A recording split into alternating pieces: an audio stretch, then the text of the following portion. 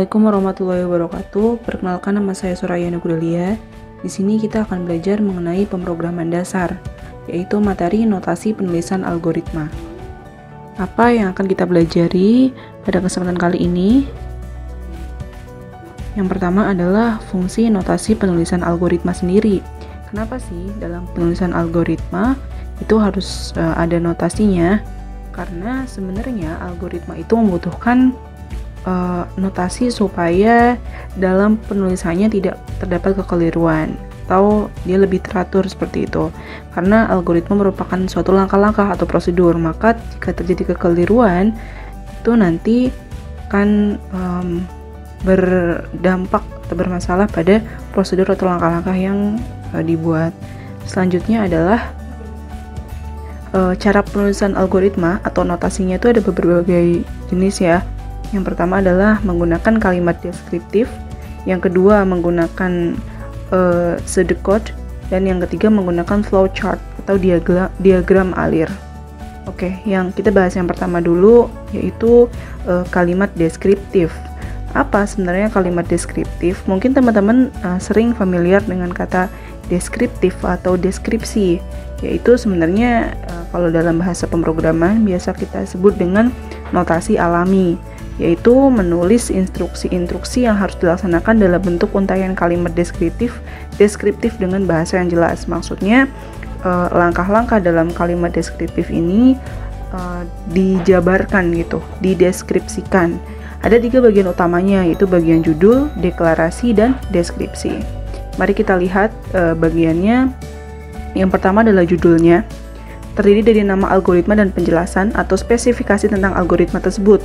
Untuk menentukan teks algoritma adalah program, prosedur, atau fungsi. Jadi fungsi judulnya itu. Nah, bagaimana? Saya udah buat contohnya. Di sini kita akan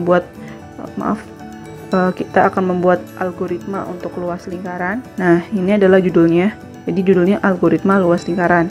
Spesifikasinya atau penjelasannya adalah menghitung luas lingkaran, dan nah ini bisa dibaca. Nah, ciri khasnya adalah yaitu diawali dengan kurung kurawal ini ya. Maksudnya menggunakan kurung kurawal pada spesifikasi. Nah, selanjutnya adalah bagian deklarasi. Mendeklarasikan yaitu untuk mendeklarasikan semua nama yang dipakai di dalam algoritma. Jadi dalam bahasa pemrograman sendiri nanti kalian akan tahu dengan namanya variable, terus konstanta, tipe, prosedur, atau fungsi. Nah, untuk si bagian deklarasi ini untuk mendefinisikan atau mendeklarasikan semua namanya. Jadi di sini kalau tadi kita bisa lihat ya, kalau kita menggunakan ini judulnya ini seperti ini, kemudian ada ini kalau sudah dideklarasikan. Selanjutnya bagian deskripsi. Ini adalah bagian dari inti struktur algoritma, berisi uraian langkah-langkah penyelesaian masalah. Pada bagian ini adalah mungkin minggu kemarin kita sudah belajar mengenai runtunan, pemilihan, dan pengulangan atau struktur algoritma.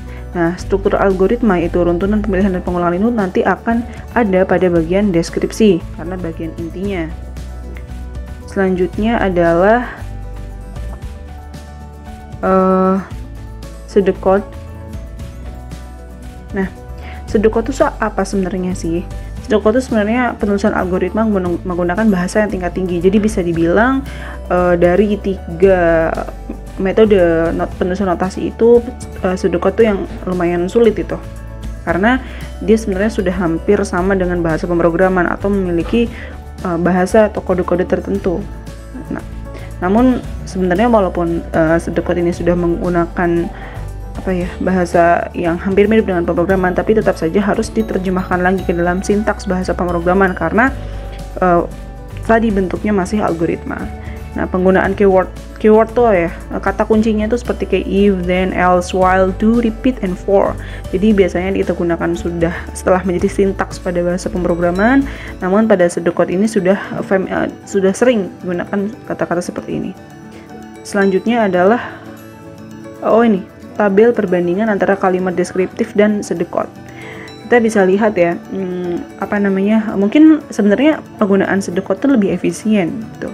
Bisa kita lihat di sini sebenarnya lebih efisien, namun mungkin akan kesulitan pada kode-kode atau bahasa-bahasanya gitu. Kalau misalkan di kalimat deskriptif yang pertama nih, kalau masukkan panjang itu pada pseudocode tuh bisa kita tuliskan dengan input panjang, read panjang, atau baca panjang gitu. Kemudian yang lainnya seperti ini ya, misalnya hitung luas dengan rumus panjang kali lebar.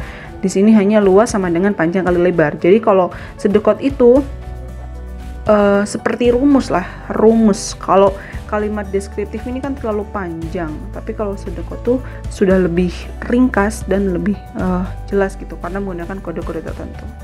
Seperti itu. Selanjutnya adalah flowchart yang ketiga. Tadi yang pertama adalah kalimat deskriptif, kemudian yang kedua pseudocode, dan yang ketiga adalah flowchart. Apa sebenarnya flowchart ini? Flowchart itu sebenarnya penggunaan grafis, bisa berupa gambar atau bagan pada saat penulisan algoritma gitu. Jadi pada model flowchart itu kita menuliskan langkah-langkah dengan menggunakan bagan atau grafik gitu. Selanjutnya ini ada macam-macam flowchart. Yang pertama ada flowchart system, menunjukkan alur kerja yang sedang dikerjakan dalam sistem dan menjelaskan urutan dari prosedur sistem tersebut. Jadi kalau flowchart system ini lebih ke sistemnya gitu ya. Selanjutnya adalah flowchart paperwork, yaitu menelusuri alur dari data yang ditulis melalui sistem. Nama lainnya yaitu flowchart dokumen gitu. Selanjutnya adalah flowchart schematic, itu menggambarkan suatu sistem atau prosedur, biasanya menggunakan gambar komputer, peripheral, form atau peralatan lain dalam sistem. Jadi kalau flowchart schematic itu sudah bentuknya skema gitu, sudah menggunakan gambar ya, bukan bentuk bagan gitu.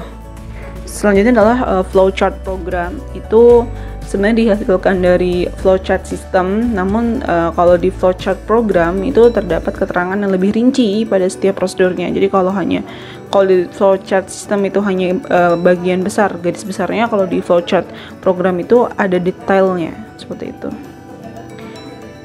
Nah, yang terakhir adalah jenis flowchart proses gitu. Flowchart proses itu adalah teknik penggambaran rekayasa industri yang memecah dan menganalisis langkah-langkah selanjutnya dalam suatu prosedur. Jadi kalau flowchart proses sesuai dengan namanya ya, dia yang menggambarkan rekayasa industri yang sebenarnya menganalisis gitu. Jadi memperkirakan langkah selanjutnya atau prosedur selanjutnya setelah langkah itu selesai dilakukan. Oke, jadi untuk pertemuan kita kali ini itu saja beberapa pengertian atau materi mengenai algoritma. Untuk pertemuan selanjutnya nanti kita akan belajar mengenai simbol-simbol flowchart, dan kita akan belajar bagaimana membuat sebuah algoritma.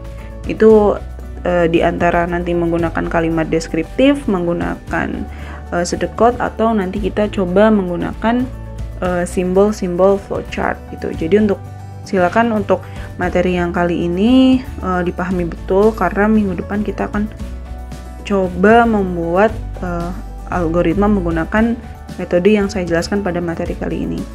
Selamat belajar. Apabila ada hal-hal yang dirasa perlu dicatat untuk rangkuman, silakan dirangkum. Sekian dari saya. Wassalamualaikum warahmatullahi wabarakatuh.